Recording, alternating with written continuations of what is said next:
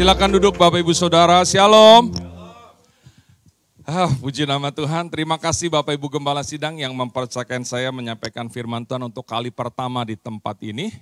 Ada pepatah bilang gak dikenal maka gak disayang, tentunya saya mau dikenal dan juga disayang oleh jemaat Tuhan di tempat ini. Nama saya Yofi Hendiawan, saya tinggal di Jakarta Timur, daerah Rawamangun. Tinggi saya 184, enggak ada yang nanya beratnya. Beratnya 134 kilogram. Wow gitu ya. Waktu SMA saya katakan kepada keluarga saya bahwa saya mau jadi hamba Tuhan. Mereka kaget Bapak Ibu Saudara, mereka bilang begini, pakai otak lu mau jadi pendeta. Lu mau makan apa? Lu mau makan batu sama pasir. Ntar punya keluarga mau dikasih makan apa? Mendingan kerja daripada jadi pendeta. Ada gaji, ada jaminan. Latar belakang saya dari gereja Pantai Costa di Indonesia yang hamba Tuhannya tuh benar-benar hidup dari kemurahan Tuhan saudara. Ya sampai hari ini juga saya adalah hamba Tuhan yang full timer. Saya bukan pengusaha saudara ya. Tampang pengusaha ada, badan gede, kulit putih, mata sipit. Tampang pengusaha ada. Tapi saya adalah hamba Tuhan yang benar-benar hidupnya dari kemurahan Tuhan. Nah akhirnya saya doa lagi, bergumul lagi bersama dengan Tuhan. Dan akhirnya lulus SMA tahun 92 saya berangkat sekolah Alkitab. Dan sampai hari ini saya sudah 31 tahun jadi hamba Tuhan. Dan kalau berat badan saya 134 itu bukan karena makan batu sama pasir seperti kata keluarga saya. Tapi karena semua kebutuhan dan keperluan dalam hidup saya, bahkan keinginan dalam hidup saya dicukupkan oleh Tuhan. Dan kita punya Tuhan yang sama. Berikan tepuk tangan bagi Tuhan kita. Haleluya. Yuk kita akan lihat kebenaran firman Tuhan. Amsal 10 ayatnya yang ke-22. Kita akan lihat kebenaran firman Tuhan, Amsal 10 ayatnya yang ke-22. Firman Tuhan berkata demikian, berkat Tuhanlah yang menjadikan kaya, susah payah tidak akan menambahinya. Katakan amin. Kata kaya pada ayat ini, kalau kita baca secara hurufiah bicara tentang finansial. Tetapi kata kaya di bagian ini saya ingin memberitahu kepada kita bahwa kata kaya di sini sedang berbicara tentang kelebihan-kelebihan yang akan Tuhan berikan kepada kita. Di satu sisi di ayat ini kata kaya bicara tentang kelebihan secara finansial. Contoh, kalau kita bisa tunjuk kepada seseorang, oh kalau dia mah orang kaya. Kalau kita bisa bilang begitu sama seseorang, kita sudah mengukur loh, uang kita sama uang dia banyakkan uang dia. Mobil kita, rumah kita sama rumah dan mobil dia banyakkan dia. Maka kita bisa bilang, dia mah orang kaya. Secara finansial, dia punya kelebihan dibandingkan dengan kita. Tapi Tuhan kita akan memberikan kelebihan-kelebihan bukan hanya secara finansial. Tapi dalam segala sesuatu yang menjadi kebutuhan dan keperluan dalam hidup kita. Amin saudara. Contoh saudara. Ada orang yang kalau bikin salah, bikin dosa sama Tuhan, Tuhan langsung hukum orang itu. Tapi ada orang lain lagi yang bikin salah, bikin dosa sama Tuhan, Tuhan gak langsung hukum. Tapi Tuhan masih berikan waktu, kesempatan bagi orang itu supaya orang itu bisa berubah, bisa bertobat. Itu artinya apa? Kemurahan Tuhan dan anugerah Tuhan lebih besar dibandingkan dengan orang yang Tuhan langsung hukum. Contoh kedua, ada orang yang kalau dia kena masalah persoalan dalam hidupnya. Yang kalau ditimbang, diukur persoalan masalah dalam hidupnya tuh beratnya cuma 10 kilo. Tapi orang itu udah stres. Udah depresi, udah nangis-nangis terus, udah gak bisa makan, udah terpuruk. Tapi ada orang lain yang kena masalah, kena persoalan dalam hidup, yang kalau dilihat, diukur, ditimbang persoalan dalam hidupnya tuh beratnya 100 kilo. Tapi orang itu masih bisa ketawa, masih bisa bersuka cita, masih bisa makan sehari 3 kali, snack 2 kali, masih bisa ngopi-ngopi sama teman-temannya. Itu artinya apa? Kekuatan dari Tuhan kepada orang ini lebih besar dibandingkan dengan orang yang pertama. Jadi kelebihan-kelebihan dalam hal-hal seperti ini bahkan yang lain yang akan Tuhan berikan dalam setiap kehidupan kita. Karena Alkitab yang bilang berkat Tuhanlah yang menjadikan kaya. Berkat Tuhanlah yang menjadikan saudara dan saya akan punya kelebihan-kelebihan dibandingkan dengan orang lain. Susah payah kita tidak akan menambahinya. Maka konsep pemikiran kita harus baru saudara. Kadang-kadang orang berpikir untuk punya kelebihan, untuk punya segala sesuatu, kita harus kerja keras. Tapi tidak dengan kebenaran firman Tuhan, saudara. Kerja keras aja nggak cukup. Kerja keras harus disertai dengan kerja pintar. Apa itu kerja pintar? Libatin Tuhan dalam hidup. Karena Alkitab bilang berkat Tuhanlah yang menjadikan kaya. Segala sesuatunya balik lagi ke Tuhan, saudara.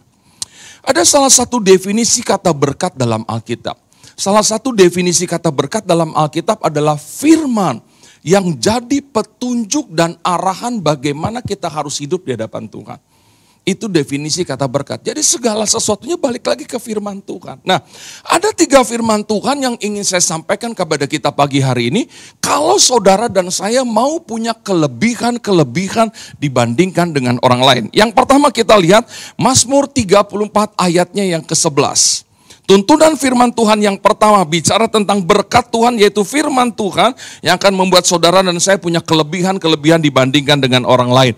Mazmur 34 ayat 11, singa-singa muda merana kelaparan, tetapi orang-orang yang mencari Tuhan tidak kekurangan sesuatu pun yang baik. Singa-singa muda artinya apa Bapak Ibu Saudara? Singa yang punya potensi besar untuk dapetin mangsa. Larinya lebih kencang, tenaganya lebih gede, aumannya lebih keras. Singa-singa muda.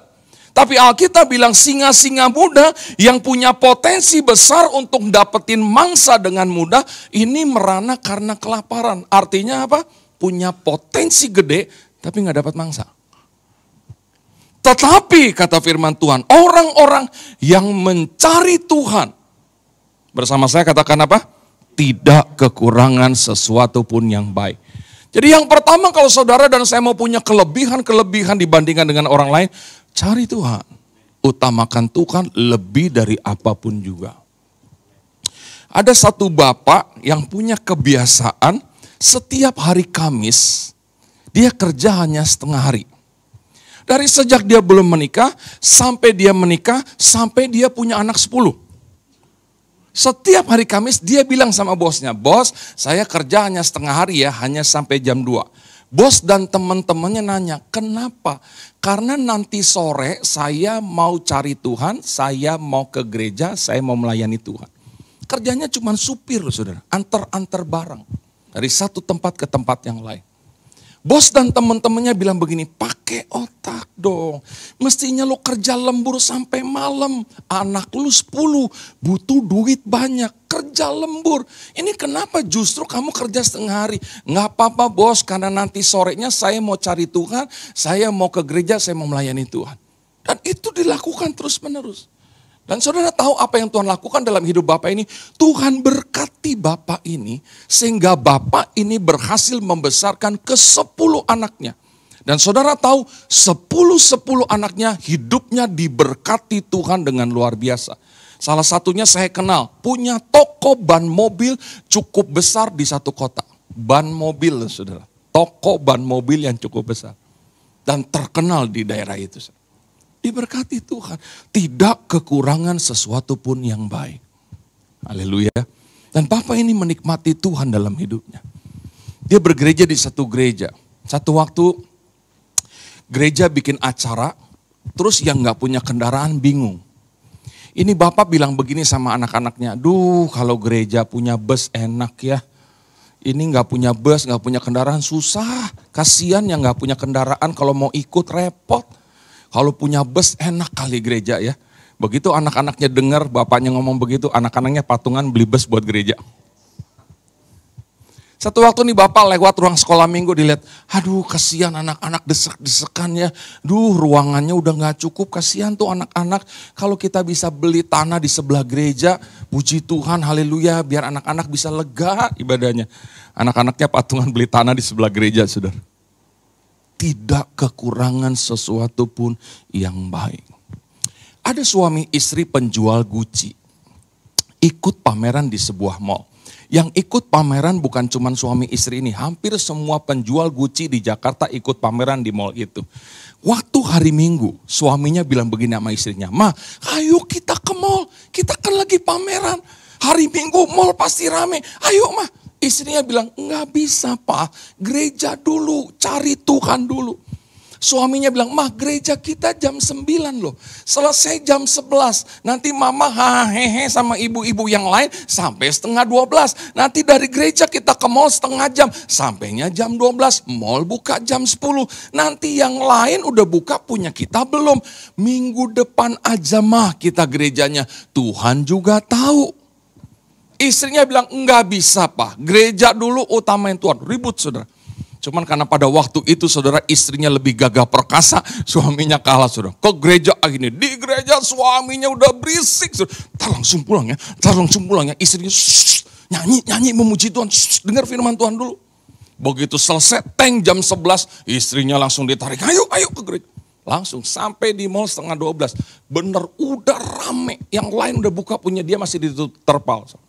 Marah lagi nih suami, gue udah bilang apa kan, minggu depan bisa kan gereja. Kata istrinya, udah buka. Dengan jengkel dia buka, saudara. Tiba-tiba ada 4 ibu datang. Aduh Pak, dari mana sih jam segini baru buka? Oh iya ibu, kenapa? Dari sejak mall buka jam 10 saya udah datang. Ini semua yang jual Gucci saya udah liatin semuanya nih. Saya penasaran nih sama punya bapak yang masih ditutup. Saya keliling dulu cari makanan, balik lagi masih ditutup. Saya keliling lagi cari minuman, balik lagi masih ditutup. Ini terakhir, kalau saya balik lagi masih ditutup, saya pulang. Dari mana sih Pak? Maaf Bu, kami dari gereja tadi. Oh ya udah, kami pengen lihat. 4 ibu ini ke kanan, ke kiri, ke depan, ke belakang. Saudara tahu, 4 ibu ini beli Gucci di tempat suami istri ini. Saya tahu kenapa saudara nggak tepuk tangan, karena bukan kita yang jualan Gucci. Nggak ada yang tepuk tangan Bapak Ibu Saudara. Apa ini kebetulan atau memang karena tidak kekurangan sesuatu yang pun yang baik saudara? Ini saudara, bukan perkara kebetulan. Dan waktu suaminya pegang duit, saudara terima bayaran, istrinya yang gagah perkasa balas dendam. Gua bilang apa? Cari Tuhan dulu kan, berkat dari Tuhan. Suami kalau udah pegang duit, iya. Tidak kekurangan sesuatu pun yang baik, kata firman Tuhan. Haleluya. Ayo cari Tuhan, utamakan Tuhan lebih dari apapun juga. Itu orang lain. Saya punya pengalaman pribadi, saudara. Satu waktu, saudara, ada satu tanggal pelayanan hari Minggu kosong. Saya lihat, ya kosong. Saya pegang begini secara manusia. Nggak ada pemasukan Tuhan, kosong hari Minggu. Bukan nggak ada gereja yang ngundang saya, sebenarnya tanggal itu ada pelayanan, cuman saya reschedule. Karena hari Jumatnya seharusnya saya bawa rombongan pergi ke Israel. Tapi ternyata batal karena ada peserta 9 orang mengundurkan diri. Karena ada keluarganya tiba-tiba harus menikah gitu loh saudara. Jadi mereka mundur tinggal sedikit, nggak dapat cuan kali itu travel gitu ya. Jadi reschedule, tapi udah terlanjur itu tanggal. Ya kosong. Tiba-tiba waktu hari Sabtunya saya lihat ada satu keluarga, istrinya ulang tahun. Saya kenal keluarga ini. Saya WA, shalom ibu, selamat ulang tahun, panjang umur, sehat, diberkati Tuhan. Tiba-tiba dia telepon, Pak Yofi terima kasih buat ucapannya, lihat aja lagi di Instagram. Iya dong, lihat kan kita berteman di Instagram. Pak, saya mau tanya, besok hari Minggu ada pelayanan gak Pak Yofi? Dalam hati puji Tuhan, dia bikin ide pada ucapan syukur nih. Kebetulan gak ada ibu, kenapa? Nah, saya mau undang Pak Yofi dong ke acara ulang tahun saya, tapi gak di Jakarta Pak, di Bogor. Oh iya ibu, jam berapa? Pokoknya Pak Yofi acaranya dari jam 11 pagi sampai jam 7 malam. Terserah Pak Yofi mau datang jam berapa. Langsung lemes saya, ya bukan ibadah ucapan syukur ini. Cuman ngundang dong. Oke Bu, saya usahakan datang. Kami tunggu ya Pak, tutup telepon. Nah waktu hari Minggunya saudara, saya udah ngomong di semua gereja di mana saya diundang khotbah. Hari Minggu harus gereja. Jangan pernah lewatkan satu hari Minggu tanpa ke gereja. Masa giliran saya gara-gara saya nggak khotbah terus saya nggak ke gereja, saudara? Saya nggak mau. Akhirnya saya ke gereja dekat rumah saya jalan kaki, saudara. Saya nyanyi, memuji Tuhan, menyembah Tuhan, dengar firman Tuhan, kasih persembahan. Terus selesai ibadah, saudara. Saya pikir, nggak ada acara lagi. Ya udahlah, berangkatlah ke sana, menghargai udah diundang. Maka berangkatlah saya setengah 12 siang ke Bogor, saudara. Di tengah jalan, laparlah Yofi Hendiawan, saudara. Yang di otak bilang ini, udah mampir aja di restoran makan dulu. Tapi yang di hati bilang ini, nggak usah mampir-mampir, langsung aja ke rumahnya. Di rumahnya banyak makanan, dia lagi ulang tahun. Jadi yang di otak sama yang di hati ribut. Misalnya. Untung saya ngikutin yang di hati, iya kali ya, banyak makanan di rumahnya udah langsung aja. Jadi saya nggak mampir, saudara, langsung ke rumahnya. Sampai di rumahnya, saudara di vilanya ketemu suaminya, Pak Yofi, thank you udah datang. Ya sama-sama, Pak Yofi mau ngopi dulu, ngeteh atau mau makan? Makan Pak, saya lapar, udah siang belum makan. Oh ya Pak, makan. Saya ambil makanan, saudara, saya duduk di meja. Baru 2 kali suap, saudara, tiba-tiba panitia di acara ulang tahun itu bilang begini, Bapak, Ibu, tamu undangan semuanya kumpul di ruang tengah. Waktunya door prize. Kaget saya, saudara. Dalam hati, untung gue langsung ke sini. Kalau tadi gue mampir di restoran di jalan, nggak ikut door prize. Emang hebat nih Tuhan. Lalu ada keluarga bilang, Pak Yofi, nomor door prize Pak Yofi. Diumumkan oleh panitia, ada 4 hadiah hiburan, juicer, mixer, TV, dan lain-lain. Ada 2 voucher masing-masing senilai 1 juta rupiah untuk 2 orang. Ada hadiah uang cash, yang pertama 1 juta, yang kedua 5 juta, dan yang ketiga hadiah utama 10 juta rupiah. Wah, semua tepuk tangan, saudara. Waktu dengar hadiahnya, saya bilang begini sambil pegang nomor undian saya. Saya bilang gini, Tuhan, hari ini kosong. Nggak ada pemasukan Tuhan. Kalau boleh dapat dong Tuhan dalam nama Yesus. Saya udah lihat, saya udah apalin nomornya gitu kan. 4 hadiah hiburan lewat. 2 voucher lewat, bukan nomor saya. Uang 1 juta lewat. 5 juta lewat. Tinggal yang 1 nih, 10 juta. Waktu mau dicabut, saudara, ada 1 tamu bilang begini, boleh usul nggak panitia? Bagaimana kalau hadiah yang 10 juta tuh jangan buat 1 orang dong. Buat 5 orang, masing-masing 2 juta. Jadi yang dapat lebih banyak, yang belum dapat setuju gitu. Akhirnya panitia kalah suara. Akhirnya yang 10 juta buat 5 orang, masing-masing 2 juta. Dalam hati peluang bertambah gitu kan. 2 juta pertama, kedua dan ketiga bukan nomor saya. 2 juta keempat bukan nomor saya. Begitu terakhir 2 juta yang terakhir tetap bukan nomor saya. Udah ngarepin pasti saya dapat gitu kan. Door prize selesai. Saya bilang begini dalam hati sama Tuhan. It's okay Tuhan. Kan gak semua doa harus dijawab. Itu sebenarnya menghibur hati saudara. Yang penting saya udah makan, udah kenyang. Gak apa-apa Tuhan. Udah saya lanjutin makan. Saudara tahu 5 menit kemudian. Yang ulang tahun ambil mic. Bapak ibu saudara jangan ada yang pulang dulu. Jangan ada yang bubar. Karena saya lagi bersuka cita. Saya mau kasih hadiah tambahan. Tapi gak boleh dibagi kayak tadi. Khusus buat 1 orang dan jumlahnya tetap 10 juta rupiah. Wah yang belum dapat amin, alhamdulillah gitu semua. Begitu dia panggil anaknya, Dek kamu yang cabut. 2, 3, 0, 3, 3. 1 angka lagi, ada yang teriak 1, ada yang teriak 2, ada yang teriak 8. Dia bilang 2, 3, 0, 3, 3, 7. Begitu dia bilang 7 itu nomornya Yofi Hendiawan. Saya tahu kenapa saudara gak tepuk tangan karena bukan saudara yang dapat. Ditanya, nomor siapa gitu. Dari balik tembok, nomornya saya yang ulang tahun lihat. Ya Tuhan yang dapat pendeta sesuai amal ibadahnya. Dia bilang gitu. Saudara tahu waktu itu yang ulang tahun ngomong begitu? Sesuai amal ibadahnya. Apa yang ada dalam hati saya? Saya bilang begini, untung tadi pagi gue gereja dulu. Kalau tadi pagi gue gak gereja, gak cari Tuhan, belum tentu gue dapat. Hebatnya Tuhan. Door prize udah selesai loh. Tapi Tuhan bilang sama yang ulang tahun, gak bisa. Kasih hadiah tambahan. Tadi hambaku udah ibadah kepadaku. Ayo dia lagi gak ada pemasukan. Ayo kasih hadiah tambahan. Bisa saya loh yang dapat. Gak masuk di akal. Ayat firman Tuhannya saya sudah kasih tahu kepada saudara. Orang-orang yang mencari Tuhan dalam hidup mereka. Mereka mendapatkan sesuatu yang luar biasa dari Tuhan, sudah saya kasih tahu sama saudara. Tapi kalau saudara masih nggak mau cari Tuhan, saudara masih tidak mau mengutamakan Tuhan, kami hamba-hamba Tuhan mesti ngomong apa lagi sama Bapak Ibu Saudara. Semua tergantung dalam kehidupan Bapak Ibu Saudara. Tetapi Alkitab yang bilang, kalau saudara dan saya mencari Tuhan, mengutamakan Tuhan lebih dari apapun juga dalam hidup saudara dan saya tidak akan pernah kekurangan sesuatu pun yang baik. Ada aja pertolongan Tuhan, ada aja berkat Tuhan dan pembelaan Tuhan dalam setiap hidup kita. Maka cari Tuhan. Jangan selalu Tuhan kita kalahin saudara. Capek dikit gak gereja. Teman ngajak goes gak gereja. Teman ngajak mancing udah gak gereja. Ada mall baru buka, udah nggak gereja hari Minggu. Ada tamu, ada teman mau datang, udah nggak gereja. Kenapa sih nggak diajak dulu temannya ke gereja? Halo?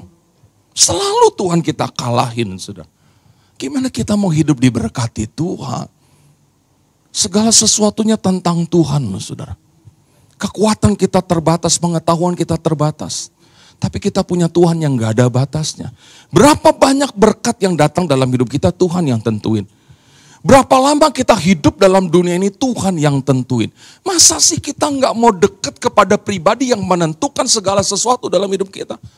Yang begini-begini nih saudara kita ibadah, gak akan pernah kembali dengan sia-sia sudah. Maka cari Tuhan, utamakan Tuhan lebih dari apapun juga. Waktunya ketemu Tuhan, ayo kita ketemu Tuhan. Jangan kita udah punya kekurangan, kita udah punya kelemahan, terus sama Tuhan kita asal-asalan. Apa nilai plusnya dalam hidup kita di hadapan Tuhan? Amin. Kita boleh punya kekurangan, boleh punya kelemahan, tapi waktunya untuk Tuhan kita fight habis-habisan. Maka Tuhan yang akan memberikan kelebihan-kelebihan dalam setiap kehidupan kita. Itu yang pertama. Yang kedua saudara, Amsal 21 ayat 5. Tuntunan firman Tuhan untuk membuat saudara dan saya punya kelebihan-kelebihan dibandingkan dengan orang lain. Amsal 21 ayat 5 bagian A. Rancangan orang rajin semata-mata mendatangkan kelimpahan. Lalu Amsal 12 ayat 24.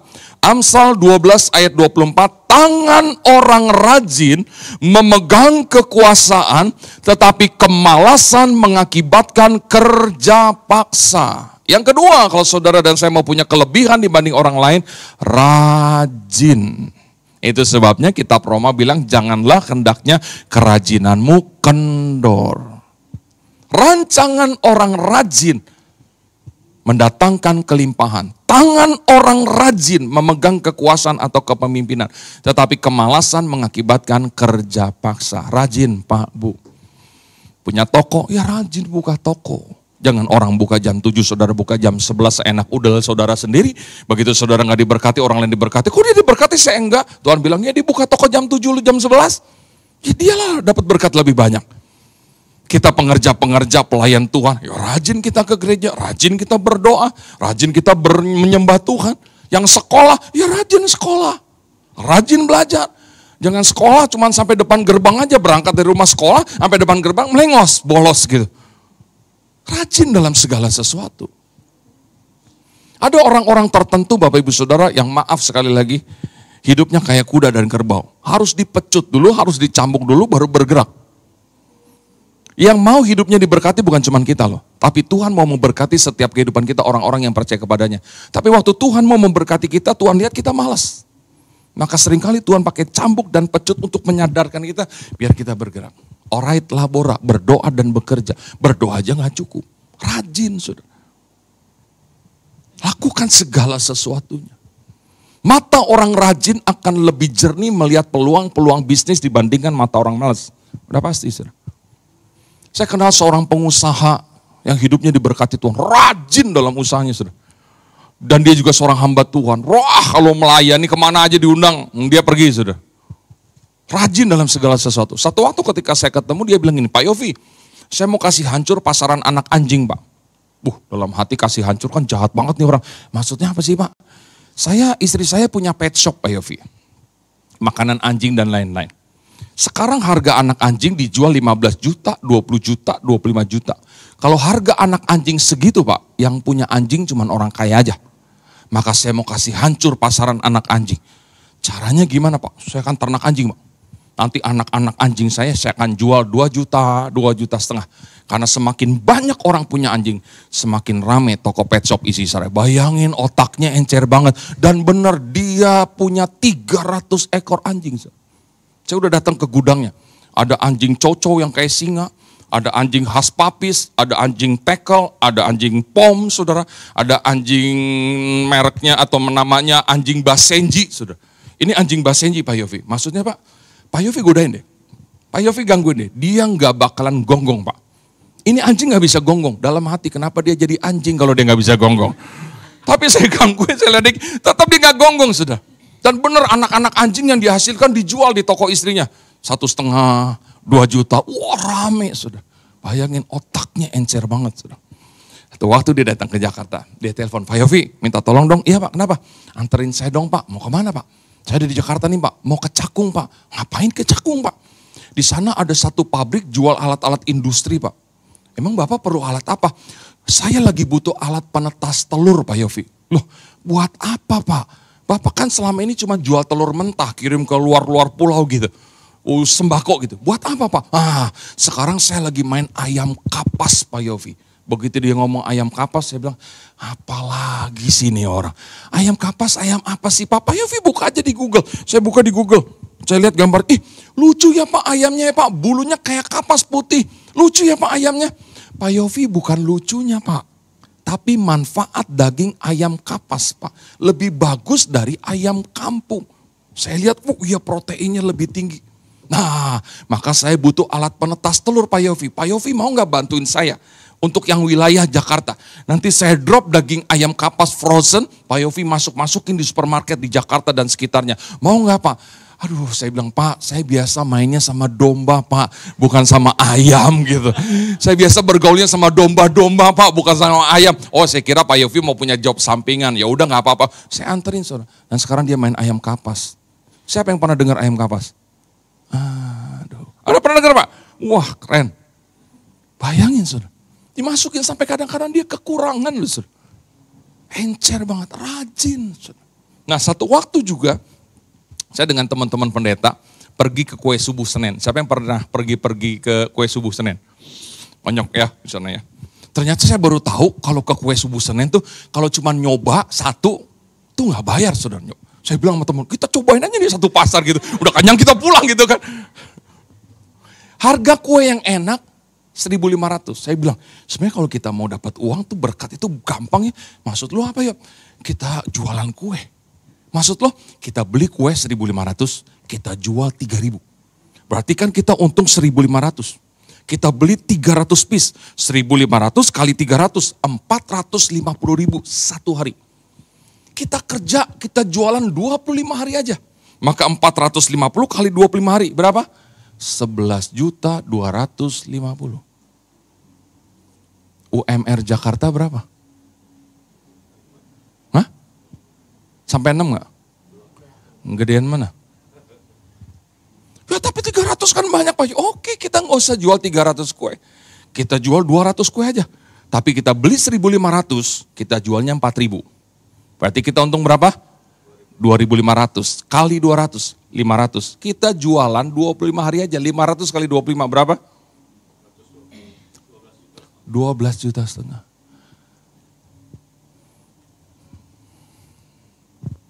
Saya ngeliat muka-muka, iya kita jualan kue aja kali ya, gede untungnya. Bayangin, kita tinggal pagi datang drop ke kantin A, kantin B, kantin C, kantin D. Udah, sore kita datang, kalau nggak habis ya berkatin orang. Sudah. Maksud saya begini loh, kalau kita rajin, akan ada banyak peluang. Untuk kita bisa mendapatkan segala sesuatu. Tapi kadang-kadang ada begitu banyak anak Tuhan males hidupnya. Tidak mendapatkan sesuatu.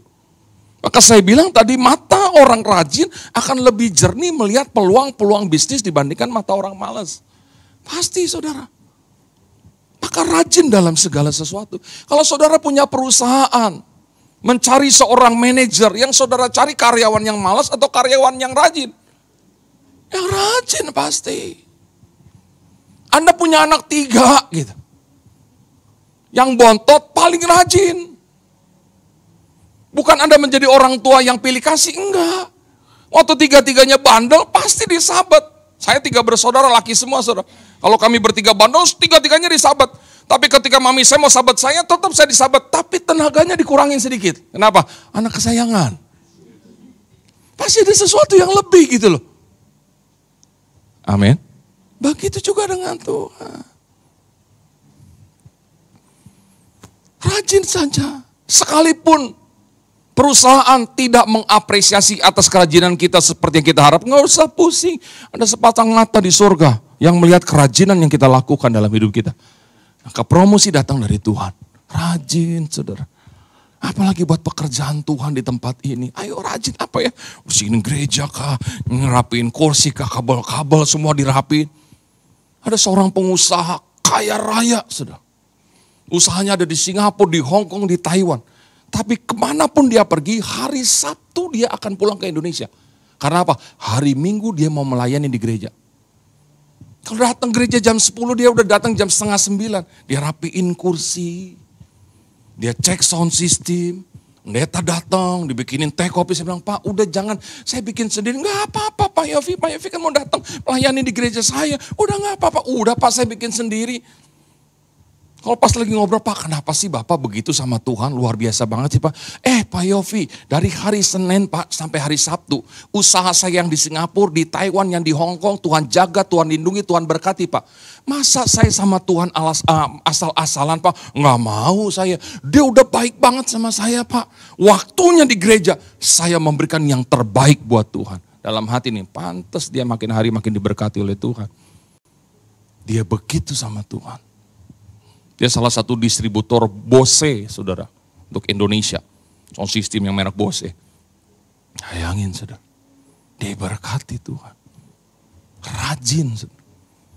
Dia membalas kebaikan Tuhan dengan melakukan sesuatu di gereja.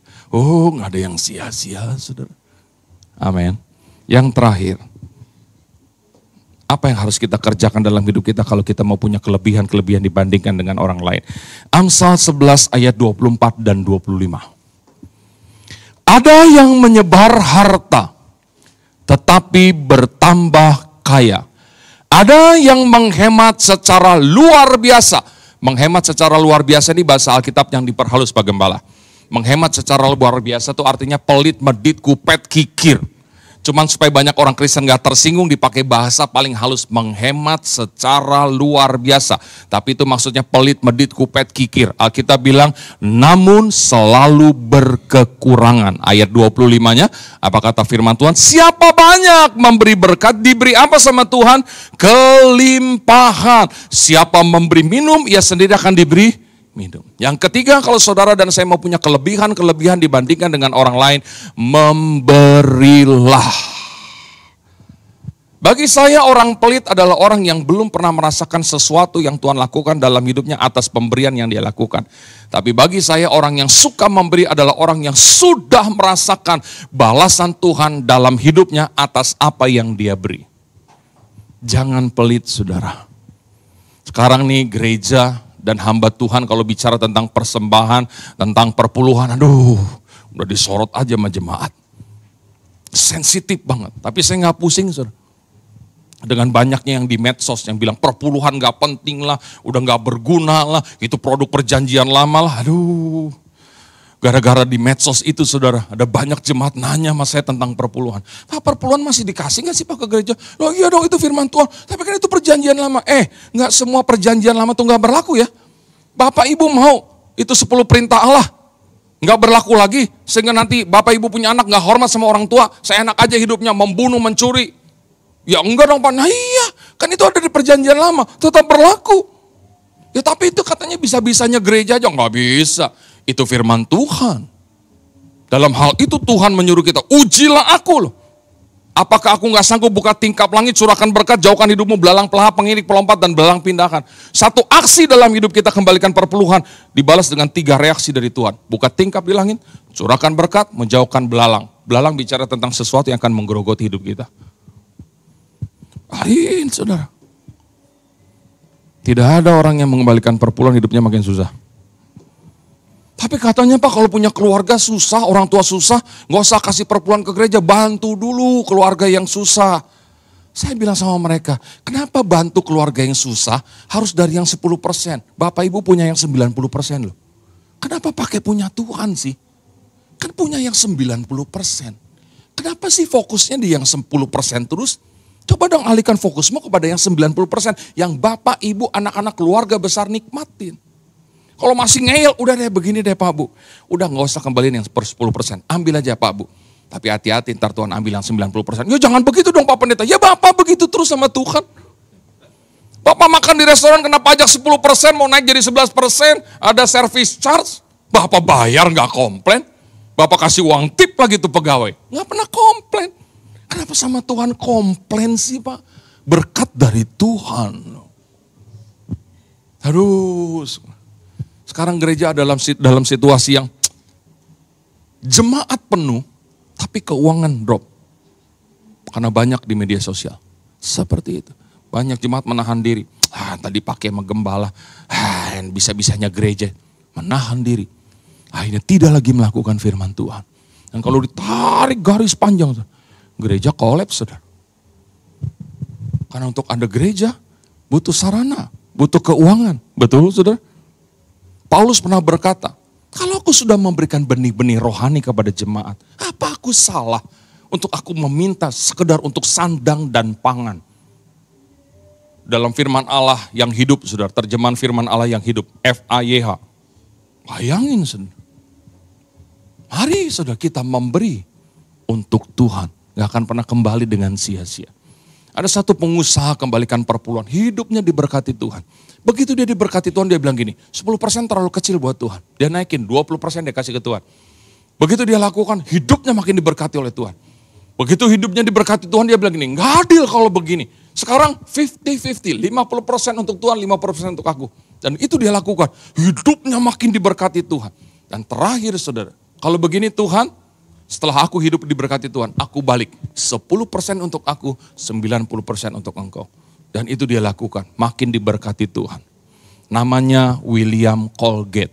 Kalau saudara beli odol merek Colgate, itu adalah produk perusahaan dia. Dan odol merek Colgate ada di seluruh dunia.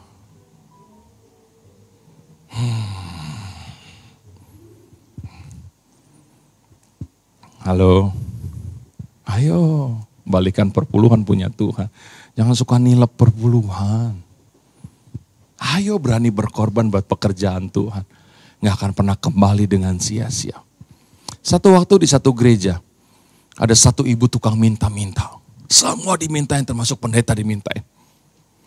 Satu waktu dia pergi ke rumah saya karena dia tahu rumah saya. Dia kejar saya sampai di rumah. Puji Tuhan, haleluya, 12 kali saya gak ada di rumah.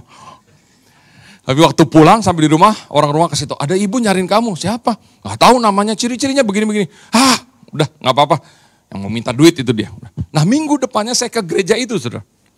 Karena saya selesai pelayanan, mampir ke gereja teman. Waktu itu saya bantu teman. Masih ada waktu. Nah, saya datang terlambat, saya duduk belakang karena pintu masuk di belakang. Begitu lagi puji-pujian saya lihat ada seorang ibu berdiri, dia berbalik mau ke toilet.